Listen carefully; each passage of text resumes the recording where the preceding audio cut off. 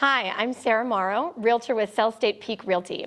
Welcome to the third episode of Proper Tea Time, where I'll be speaking with local realtor and managing broker Brett Fells. Brett has closed several hundreds of transactions. He has an extensive investment portfolio of property, and he owns and runs two fantastic businesses, overseeing more than 20 highly effective agents across the whole Front Range. Brett is passionate about service, and he prioritizes agent and client satisfaction above all else. He's got tons of expert knowledge across multiple markets. He's all heart, and I feel privileged to have him as my mentor and boss. Brett has about 14 years experience in raw land, commercial, and residential, and he works with investors, and he makes his home in Firestone. He does a fair amount of business in his neck of the woods. So today we're going to be speaking about some advantages to heading east, where there's much new housing development going on and much more to come.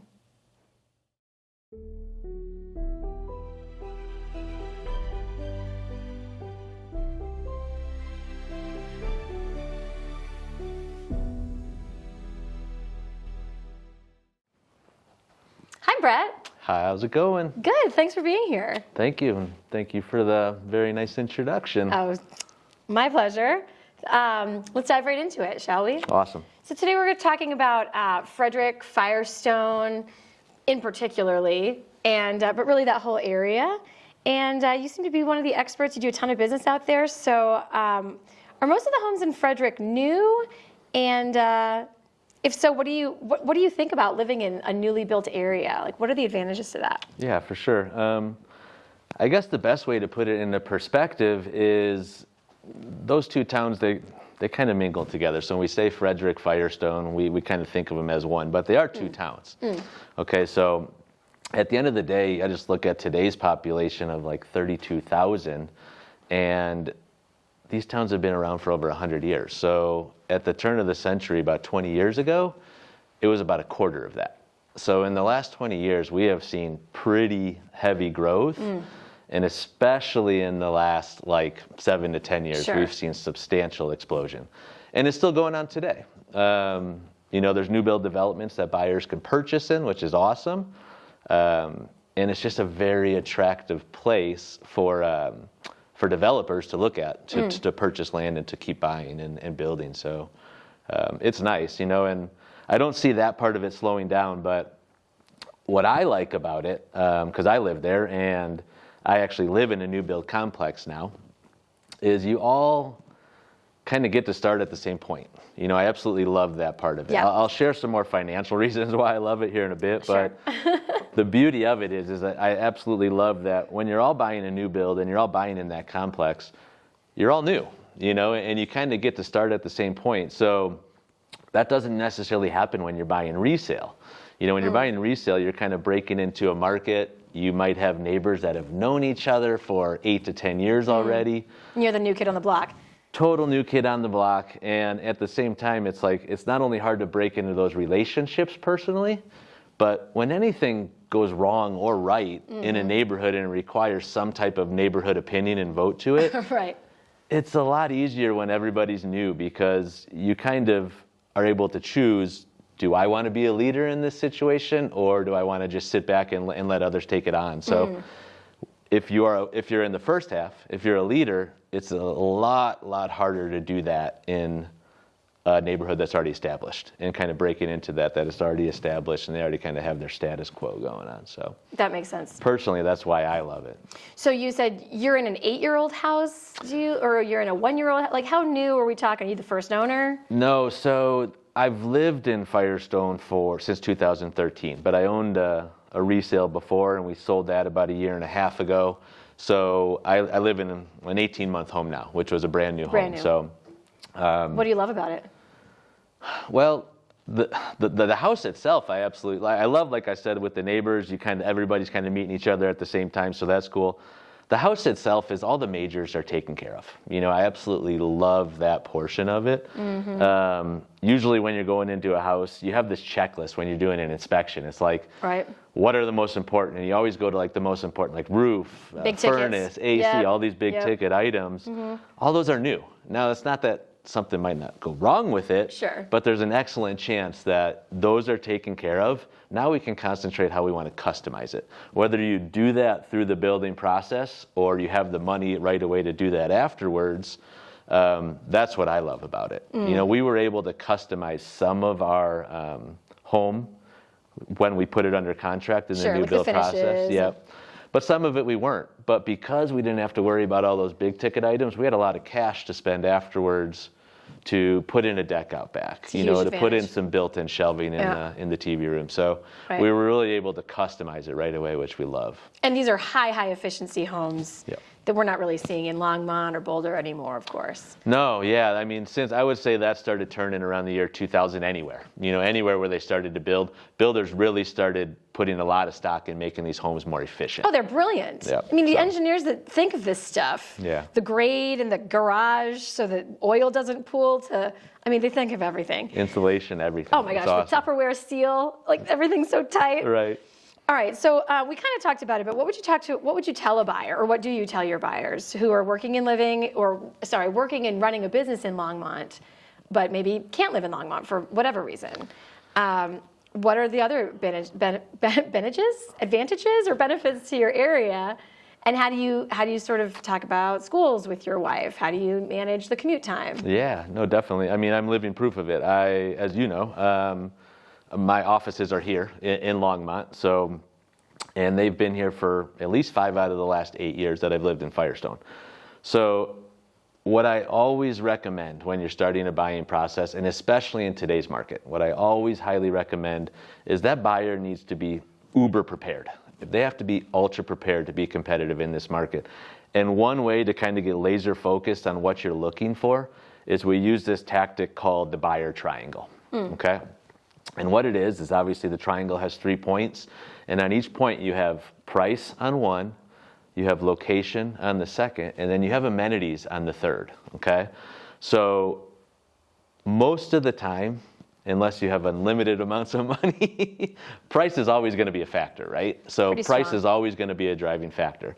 So I always look at it and go, well, if you could only have 2 out of 3 and price is one of them, what's the other driving factor to you? To me, I can get to my office in 15 minutes. I wanted a bigger home for my wife, my family. I wanted more amenities, what it came down to. So the beauty of about just pulling out that buyer's triangle and getting laser focused on what you're looking for is you get to choose then. You get to make that decision. Like, is location more paramount than the amenities, or do you want to enjoy your house in this way? Exactly and right. Drive? You might have a smaller house here. You might have an older home. You might have to fix up more. But guess what? I could walk to Ziggy's and get a cup of coffee, you know, and I could walk to my office. So always start the process when you're buying with that. I mean, it couldn't Saves be a ton of time. It couldn't be more important. And now they are telling you what they want. Yeah, that's nice. You know, we're not telling them what they want. The prepared buyer. Right, very much We so. like you guys when you're prepared. Yeah. Well, thank you for that. I like the way you prioritize. You know, you can't have it all. Unfortunately, we can't always have it all. Unless you have unlimited amounts of money. Then we try to have it all. And you could probably have all 3, yeah. Okay, so let's talk numbers a little bit. So let's say, you know, for example, I live in a 2,300 square foot 1948 home here in Longmont. You, I'm sure, live in a 3,000 plus square foot, relatively brand new, you said, high efficiency sort of a place that was built very recently. So, like, can you help the buyer right now who's shopping think about the appreciation of one versus the other, and how different are those numbers really? Well, to answer the second part real quick, they're not. They're really not that different. Appreciation is appreciation, okay? So it kind of goes back to the question before, is what's more important to you? Right. But when you're looking to just broadly say, is this a good time to buy? You know, is this a good buyer's market? Is my home going to appreciate here soon? This is where really you come into play. You know, you as a realtor, as a buyer, I would ask you 2 things, okay? If you were my realtor, I would come to you and I would ask you 2 things. I would say, is this a good time to buy, which they all do, and is my home gonna go up, right? Now you need to respond with 2 simple things, and you only have to look at these 2 things to answer their question. And it simply goes to, 1, let's look at supply and demand, okay? So, and you have to get local, guys. You have to get local. Do not listen to the national news. Every market's different. Every town around us is a little bit different. Like we're analyzing town to town here. That's why we're talking, yeah. You know, so every town around us. So if you're looking at national news and they're talking about a market in Florida, Well, guess what? It doesn't have It's irrelevant. any validity here. So you have to get local supply and demand.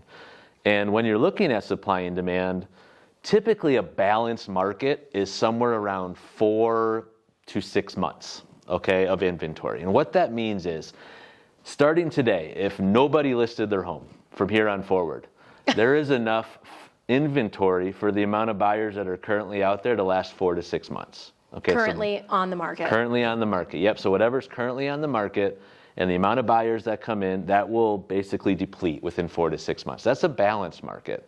So right now, we're about 1 to 2 months. Okay, so as you could see, it's a great time for both. Okay, Right. sellers are selling their home quickly. They're getting the price that they want.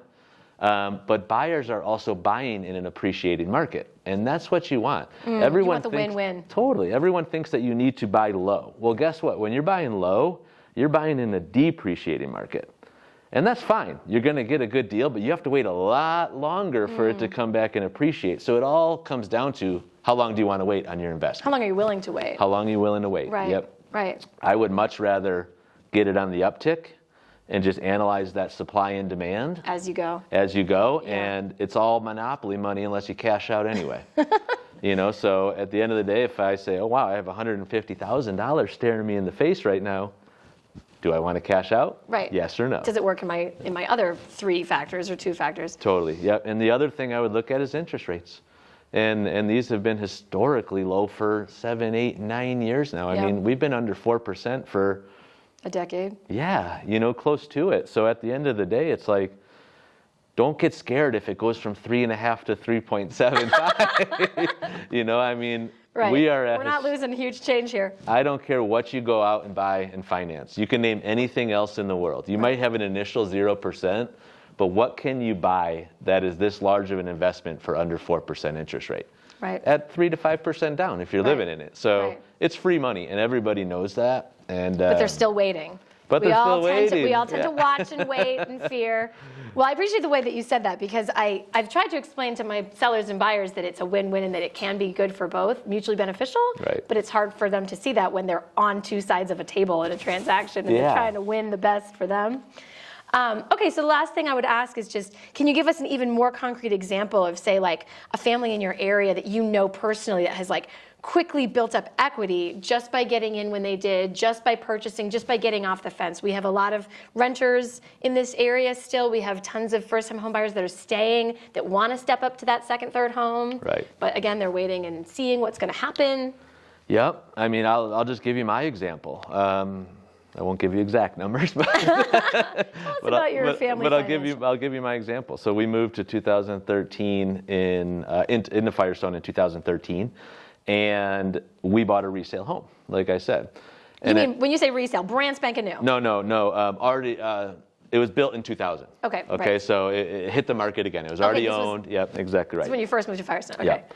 So when I say resale, yeah, it's already been owned by someone. It's not brand new. So at that time, we bought it, and it didn't need much, but we put a little bit into it. I would say this number, about $20,000, $25,000.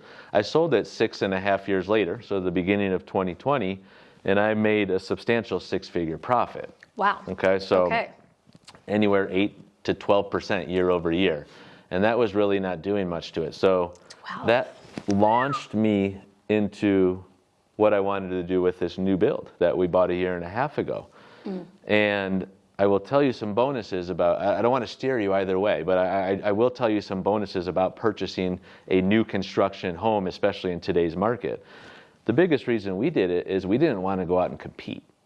Okay, so that was one big reason. So that's one, that should be one for you guys as well. You mean put your name on the wait list, get the lot, and it's yours? You might have to wait longer. Obviously you do, depending on where it's at in the build. It might have already been started. But at the end of the day, I'm not going out there and competing against maybe 3, 5, some cases 10 other You don't like buyers. the bidding wars? They're so fun. It's really hard. So you get to make a more conscious decision. So I like that. I really loved that part of it, buying that new. So at the end of the day, what most people don't know is new construction, especially in appreciating markets, they build in appreciation automatically.